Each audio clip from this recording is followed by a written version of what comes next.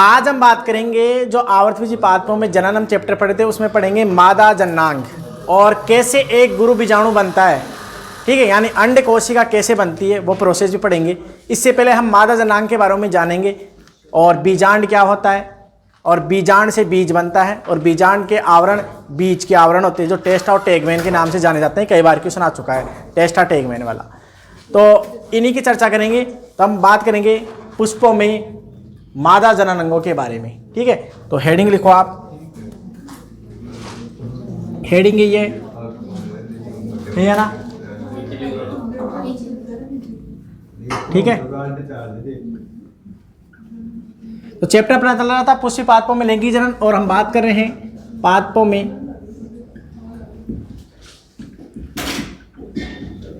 मादा जननांग। क्या होता है मादा जननांग? यानी फीमेल रिप्रोडक्टिव ऑर्गन की बात करेंगे हम। Female reproductive organ in plant. अरे कौन से प्लांटों की बात करें? आवर्तबीजी पादपों की बात करें हम। ठीक है, तो पूरी डिटेल बताते हैं आपको क्या होती है प्रोसेस। देखो ध्यान से, हम पुष्प के अंदर देखते हैं तो ऐसी आपको संरचना दिखाई देती है। पुष्प के अंदर ऐसी संरचना दिखाई देती है। ये पुष्पासन है और यहाँ से क्या है, ये टहनी से शाखा जुड़ी हुई है, मतलब ये तो था पुष्पासन और ये था इसका पुष्प वृंत और ये था इसके तीन भाग। ध्यान से देखो, एक बार हम बात करें मादा जननांग की बात करें तो मादा जननांग को बोला जाता है क्या? जायांग। क्या बोला जाता है? जायांग। और इसे बोलते हैं इंग्लिश में गाइनोसियम। गाइनोसियम। गाइन शब्द कितनी बार बताया मैंने? GYN। गाइन शब्द स्त्री के लिए आता है, यानी मादा के लिए आता है। जैसे डॉक्टर होता है ना स्त्रियों का, उसे स्त्री रोग विशेषज्ञ बोलते हैं, इंग्लिश में बोलते हैं गायनोलॉजिस्ट। ठीक है, गायनोलॉजिस्ट बोलते हैं ना। तो गाइन शब्द तो होता है, स्त्री रोग विशेषज्ञ बोलते हैं इसे हम, स्त्री रोग विशेषज्ञ। ठीक है, तो ऐसे वर्ड आपको याद रखना है। गायनोलॉजिस्ट कहा जाता है, गाइन शब्द आता है स्त्री के लिए। ठीक है, और सिन, इसी प्रकार एक सिन शब्द आपने पढ़ा होगा, सिन S1। सिन का मतलब होता है संयुक्त। सिन का मतलब क्या होता है? संयुक्त। तो ऐसे वर्ड होते हैं। ठीक है, तो बात करें मादा जननांग की, तो मादा जननांग को बोलते हैं जायांग। अब इसकी एक इकाई को बोलते हैं हम क्या? स्त्री कैसर। तो मैं क्या लिख रहा हूं यहां पे? लिख रहा हूं मादा जननांग। आप पहले समझो, बाद में लिख लेना, जब मैं बोलूँ जब लिख लेना। मादा जननांग यानी जायांग की एक इकाई स्त्री केसर, यानी इंग्लिश में बोलते हैं पिस्टल या अंडप, जिसे बोलते हैं कार्पल।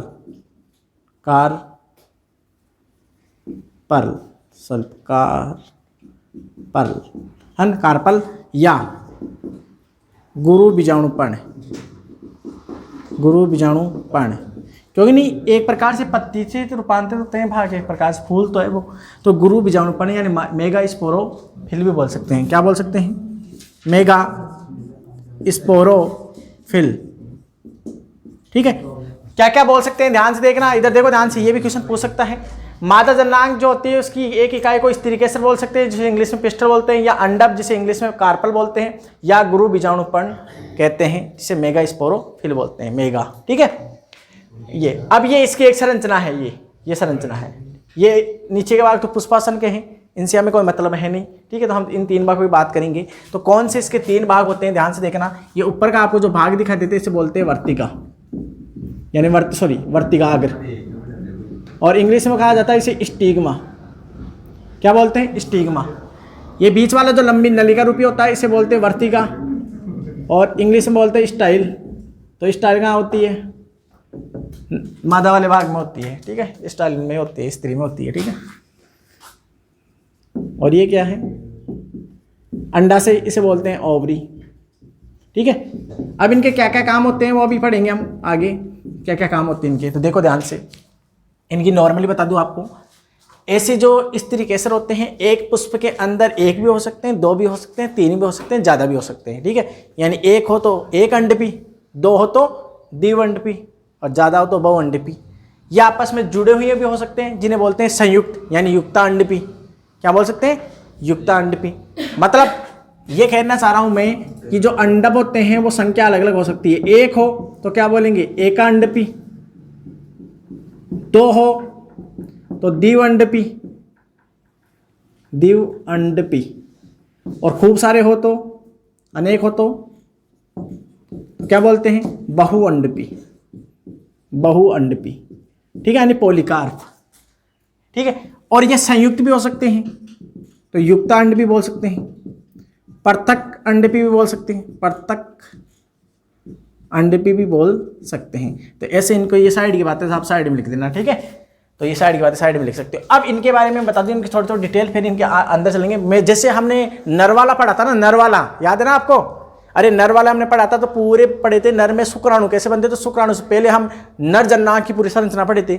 वैसे ऐसे मादा जननांग की पूरी संरचना पढ़ेंगे एक एक टॉपिक को। तो मैं सीक्वेंस से चल रहा हूँ। ठीक है, यहाँ से स्टार्ट हो रहा है ये टॉपिक।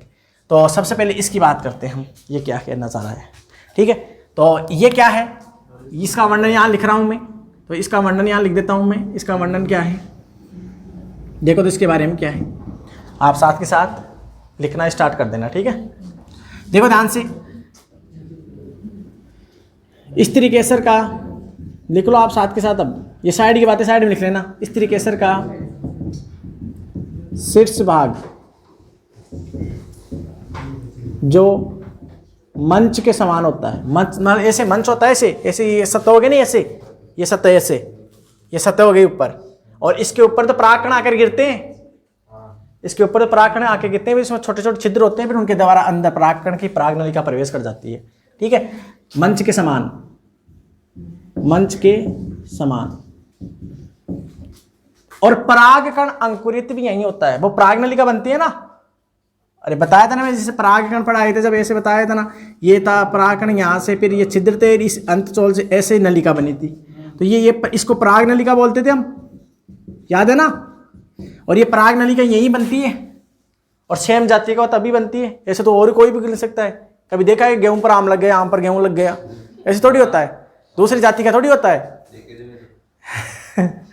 तो कुछ भी देख सकता है। ठीक है, तेरा क्या कहना है ना।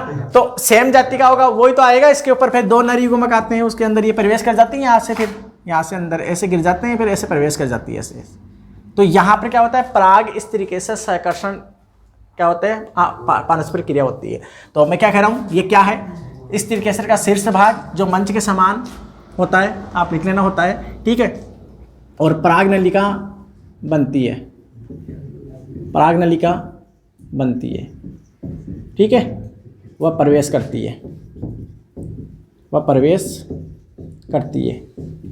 प्रवेश किस में करेगी? स्त्रीकेसर के अंदर, यानी वर्तिकार में प्रवेश करेगी, स्त्रीकेसर में। ठीक है, प्रवेश करती है। तो आप समझ जाओगे इतना इसका काम होता है। ये तक इसके बारे में, इसको लिखने की जरूरत नहीं है। ठीक है, आप समझाने के लिए बताया था मैं इसको।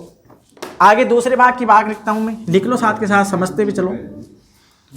ठीक है, तो ये पहला भाग था, दूसरा भाग ये है।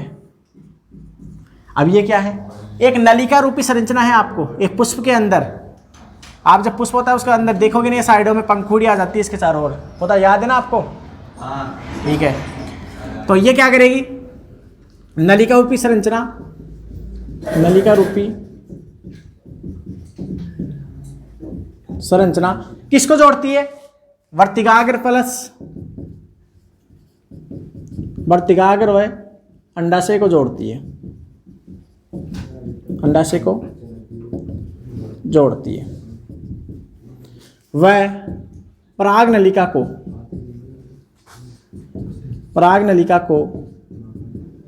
मार्ग प्रशस्त करती है। ऐसे बोलते हैं ना, जैसे वो अपने जैसे धार्मिक ग्रंथों में बोलते हैं ना, मार्ग प्रशस्त करे हैं, मतलब इसको मार्ग दिखाए हैं, नहीं बोलते है ना। मार्ग प्रशस्त करती है यानी मार्ग दिखाती है रे, मार्ग दिखाती है। ठीक है, प्रवेश करने का काम करते हैं, ये इसका काम होता है। अब लास्ट में बची ये तीसरा। अब ये क्या है, स्त्रीकेसर का निचला फूला हुआ भाग जो पुष्पासन पर अवस्थित होता है उसे बोलते हैं अंडाशय। ठीक है, जो मेन पार्ट होता है। तो इसकी परिभाषा क्या होगी? स्त्रीकेसर का आधारी भाग, अंडक भी कह सकते हैं स्त्रीकेसर को। स्त्रीकेसर का आधारी भाग जो फूला हुआ होता है, ठीक है, फूला हुआ होता है, और इसी के अंदर पाया जाता है एक बीजांड आसन, और वहाँ पाया जाता है बीजांड। ठीक है, तो मतलब इसका तो अलग से हम आगे पढ़ेंगे, इसको पूरा पढ़ेंगे आगे। ठीक है, तो आप यहीं से, क्योंकि यहाँ से तो हमने अंदर की संरचना पढ़ेंगे ना इसकी बीजांड की, तो ये था, तो इसके बारे में आप नोट करें। ठीक है, इसके बारे में नोट करो, इसे पॉज करो।